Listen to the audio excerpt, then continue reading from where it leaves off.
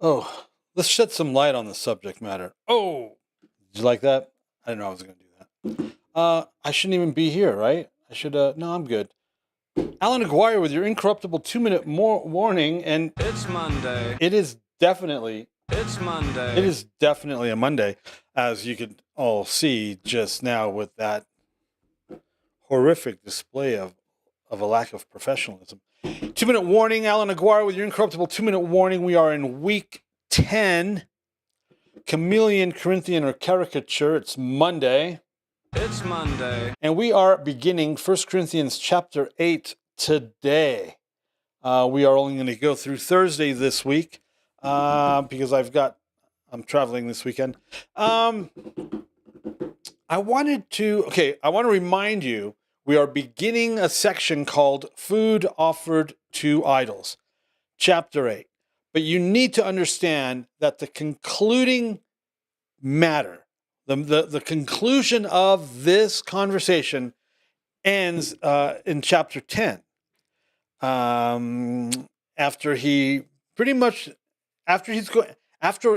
Paul is going to after reprimanding the Gentile church for not heeding the warning written down regarding Moses and the children of Israel and what happened to them in the desert, essentially the premise to our Exodus to Ingathering field manual, the first one, he then concludes the matter on food offered to idols, 2.5 chapters later. I explained how one of the reasons I believe, besides the really bad Bible seminary exegesis of one verse theology and one verse whatever, which is crass. It's nothing less than crass. I explained to you how Paul, based on what we saw in Romans, this is how Paul writes. This is why he writes the way he writes. And apparently it confuses the majority because the majority are, well,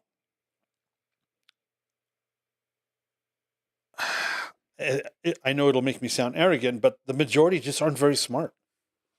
So here are the headings in the English Standard Version, and they do a pretty good job of the headings. It's not that bad. Okay, chapter 8, food offered to idols. And it's a quick little, 13 verses. And then chapter 9, Paul surrenders his rights. He's basically essentially going to do this. Look, I'm an apostle. I saw Jesus.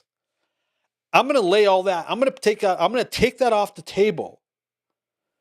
And even, because to show you that even though I'm an apostle and I saw Jesus and I've been called to be the apostle to the Gentiles, he's basically saying my credibility and my word and all of that, my narrative deserves this. But I'm going to lay that aside to show you that it's not about that. It's about something else. So he's going to surrender his rights, top of chapter 9. And then all the way to chapter 10 is going to be the warning against idolatry. It's going to be the warning regarding not heeding Moses and what happened to the children of Israel in the desert, because the majority of Christianity still doesn't even know about that. We're going to get through that.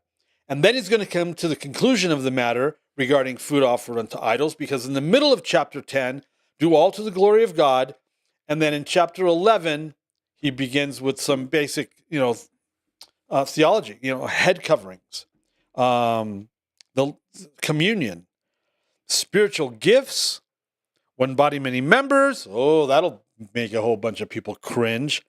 The way of love, chapter 13. Then back to the gifts, prophecy and tongues. You mean, Allan, that we're supposed to prophesy and speak in tongues?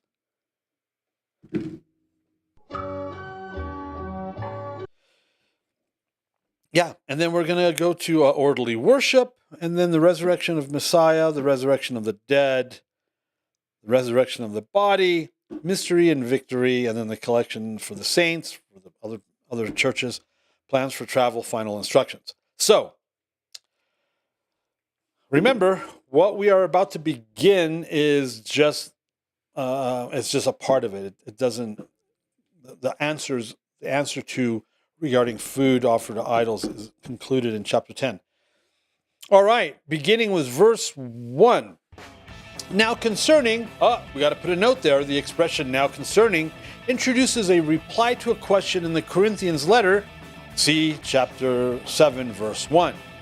Now concerning food offered to idols, you can cross-reference Acts 15:29 because that's where you're going to get the instruction because, well, that's where it begins for the Gentiles is with the assembly of the leadership in chapter 15 of Acts.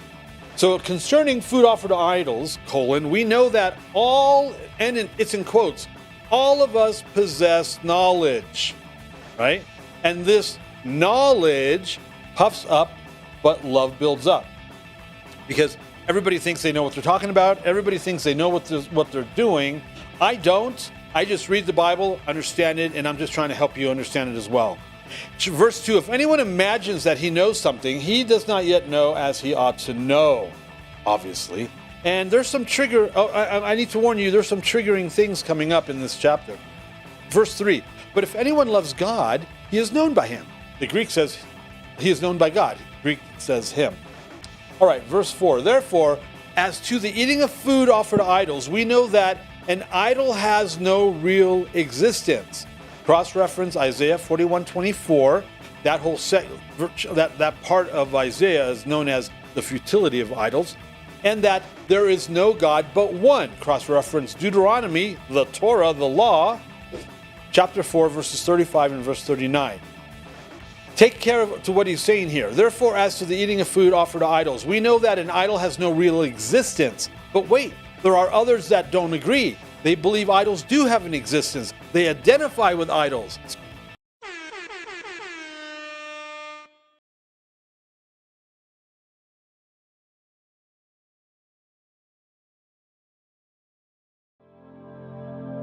The views and opinions expressed during our broadcasts are solely those of the broadcast producers, hosts, and/or guests, necessarily the views or opinions of the Travelog Network, its sponsors, or affiliates.